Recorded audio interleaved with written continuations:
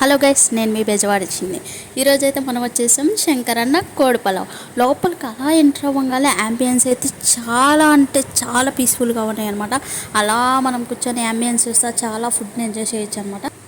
సరే అని అలా మెనూ కార్డు చూడంగానే చాలా అంటే చాలా రీజనబుల్ ఉన్నాయి ప్రైసెస్ అయితే. మనం సరే అని చెప్పి అలా కోనసీమ చికెన్ వింగ్స్ అని కనపడింది.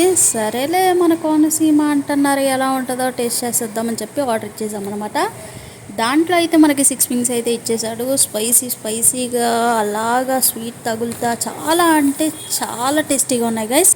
నేనైతే ఇక్కడికి వచ్చే వాళ్ళందరికీ మస్ట్ ట్రై అని చెప్తాను. నెక్స్ట్ అయితే సరే అని చెప్పి అక్కడ గీ కుక్కర్ చికెన్ పలావ్ అని వచ్చింది.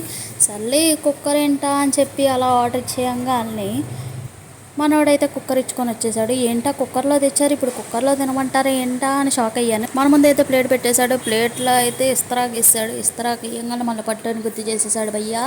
కుక్కర్లో నుంచి వేడిగా పొగలు వచ్చేలాగా బిర్యానీ అయితే సర్వ్ చేస్తాడు భయ్యా. టేస్ట్ అయితే నెక్స్ట్ లెవెల్ అని చెప్తాను. ఇక్కడికి వచ్చే వాళ్ళకి మస్ట్ ట్రై అని చెప్తాను. ఖచ్చితంగా ట్రై చేయండి ఈ కుక్కర్ పలావ్నైతే. పలావ్ గురించి పక్కన పెడితే భయ్యా, వాడైతే గుడ్డేసాడు భయ్యా. ఏంటా ఇద్దరు మనుషులు వస్తే ఒక గుడ్డేసాడు, ఇప్పుడు దీన్ని సగం చేసుకోవాలా ఏంటా అనుకున్నాను. మనవాడైతే గుడ్డు వద్దన్నాడు. అమ్మయ్య, మనకు గుడ్డు దొరికిందని చెప్పి కోడి గుడ్డు పోయిందా అన్నట్టు తినేసాను అనమాట. ఇంకా పలావ్ టేస్ట్ విషయానికి వస్తే భయ్యా, ఇక్కడ తిన్న పలావ్ ఇంకెక్కడ తినుంటాను భయ్యా.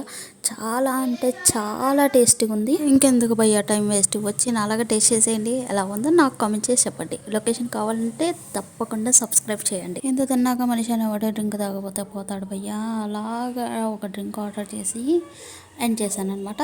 Thank you for watching. Subscribe for more videos.